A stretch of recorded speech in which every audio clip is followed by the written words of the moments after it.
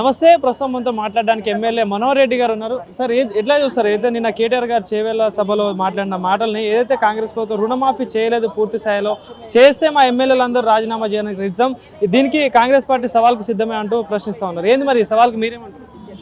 గౌరవ ముఖ్యమంత్రి గారు భారతదేశంలో ఎవ్వరు కూడా చేయనటువంటి సాహసము 22,000 కోట్ల రూపాయలు ఒక సంవత్సరంలో రుణమాఫీ చేయడం జరిగింది. దానికి ఎక్కడైనా కానీ మేము అసెంబ్లీ సాక్షిగా కూడా వారికి సవాలు విసరడం జరిగింది. ఆ రోజు చేయలేరు. ఈ రోజు గ్రామాలకు పోయి ప్రజలను తప్పుదోవ పట్టియడానికి కేటీఆర్ ఉనికి కోల్పోతా ఉన్నారు. వాళ్ళ ఉనికిని కాపాడుకోవడానికి లేనిపోని పార్టీ పైన కొన్ని బురద జల్లుతున్నాడు. ఇది మంచి పద్ధతి కాదు. వారి సవాల్కు మేము సిద్ధంగా ఉన్నాం. వికారాబాద్ జిల్లాకి నేను కూడా ఒక సవాల్ విసురుతా ఉన్నాను. గత 10 సంవత్సరాల నుంచి వికారాబాద్ జిల్లాను ఏం అభివృద్ధి చేసినరో, వికారాబాద్ జిల్లాకు ఏ గ్రామానికైనా వెళ్దాం, వాళ్ళు చేసినటువంటి అభివృద్ధిని చూపెట్టాలని చెప్పి కూడా తెలియజేస్తా ఉన్నాం. అంటే రుణమాఫీ పూర్తి స్థాయిలో అయిపోయిందని చర్చలకు సిద్ధమైన ఏ నియోజకవర్గమైనా రావడానికి మేము రెడీ, మీరు రావడం రెడీ నేను చెప్తా ఉన్నాను. 22,000 కోట్లు ఇప్పటికీ రుణమాఫీ చేయడం జరిగింది. వీళ్ళు 10 సంవత్సరాల కాలంలో వీళ్ళు కూడా రుణమాఫీ చేస్తామని చెప్పిండ్రు. వాళ్ళు ఎంత రుణమాఫీ చేసిండ్రు? ఈ రోజు మేము చెప్తా ఉన్నాం 22,000 కోట్లు రుణమాఫీ చేస్తామని చెప్పి.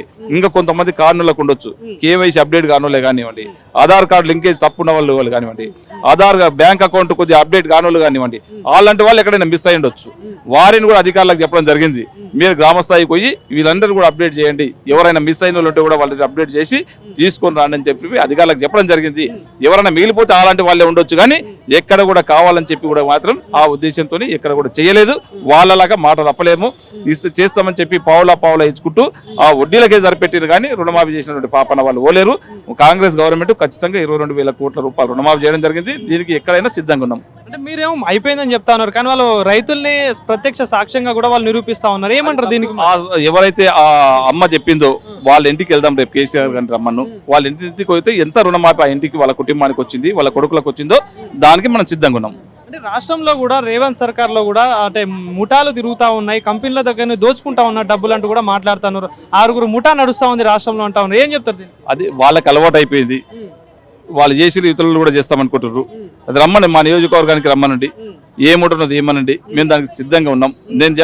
మేము ఈ విధంగా ఒకటి బురదజల్లే కార్యక్రమం చేస్తే ఈ విధంగా చేసిరని ప్రూవ్ చేయమని చెప్పండి. వారు చేసినటువంటి సవాల్కు నేను సిద్ధంగా ఉన్నా. సో ఎట్లాంటి యాక్షన్ తీసుకోబోతున్నారు ఫర్దర్ గా? అయితే ఇట్లా మీ మీద ఆరోపణలు చేస్తా ఉన్నారు, సో మరి దీనికి మీ ప్రతిచర్య ఏంటిది? వారు ఈ రోజు తెలంగాణ ప్రజలు వాళ్ళు నమ్మే పరిస్థితి లేదు. ఎంత బురదజల్ల చల్లినా నమ్మే పరిస్థితి లేదు కనుక వారి విజ్ఞతకి వదిలేస్తున్నాం. అది వారు చేసినటువంటి పాపాలని మళ్ళీ అవతలలో కూడా రుద్దడానికి ప్రయత్నం చేస్తున్నారు. ఈ రోజు తెలంగాణ ప్రజలు ఎవరు కూడా నమ్మరు. అందుకే వాళ్ళని ఇంట్లో కూర్చోబెట్టిండ్రు. వారికి ఇంకా తర్వాత పార్లమెంట్ ఎలక్షన్లనే కూడా తర్వాత బుద్ధి చెప్పడం జరిగింది.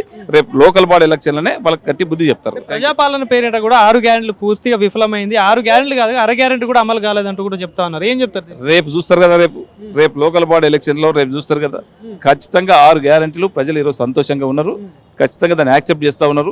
కాంగ్రెస్ పార్టీని బ్రహ్మరథం పెడతా ఉన్నారు. సంక్షేమ పథకాలు అంటే కాంగ్రెస్ పెడుతుందని చెప్పి జనాలకు గట్టి నమ్మకం ఉన్నది. ఖచ్చితంగా నమ్మకాన్ని వాళ్ళు నమ్ముతలేరు, కాంగ్రెస్ నమ్ముతున్నారు కనుక వీళ్ళు లేనిపోయిన బండాలు ఇస్తా ఉన్నారు. ప్రజాపాలన పక్కన పెట్టి అక్రమ కేసులు పెట్టి అరెస్టులు చేస్తా ఉన్నారు, భయపెడతా ఉన్నారు రాజకీయాల పేరు అని చెప్తా ఉన్నారు. ఏం చెప్తారు? అక్రమ కేసులు వాళ్ళని ప్రూవ్ చేసుకోమని చెప్పండి. అక్రమ కేసులు అనేది వాళ్ళకి పెట్టే అలవాటు ఉన్నది. ఈ రోజు అక్రమ కేసు అని చెప్పి ఈ రోజు జ్యుడిషియల్ ఉంది, న్యాయం ఉంది. మన దేశంలో న్యాయ వ్యవస్థకు ఎంతో గౌరవం ఉన్నది. న్యాయ పోరాటం చేసిన దాంట్లో ప్రూవ్ చేసుకోండి. అక్రమ పోరాటం అన్నప్పుడు గుమ్మడికాయలు దొంగంటే భుజాలు ఎగరేస్తున్నావు, నీకు ఎందుకు అంత భయము? నువ్వు తప్పు చేయనప్పుడు నీకు ఎందుకు అంత భయము? నువ్వు ఈ కేసు, ఈ డిటెక్టర్, మెటల్ డిటెక్టర్, ఆ డిటెక్టర్, లైవ్ డిటెక్టర్, ఎందుకు నీకు ఆ విధంగా ఉలికి పడతా ఉన్నావు? నువ్వు తప్పు చేయనప్పుడు కోర్టులు ఉన్నాయి, దాంట్లో ప్రూవ్ చేసుకోవాల్సినటువంటి బాధ్యత నీ పైన ఉంది. నువ్వు న్యాయస్థానంలో ప్రూవ్ చేసుకో, దానికి నీకు వేదికలు ఉన్నాయి. నువ్వు అనవసరంగా లేనిపోయి ఎందుకు ఈ విధంగా మాట్లాడుతా ఉన్నావు?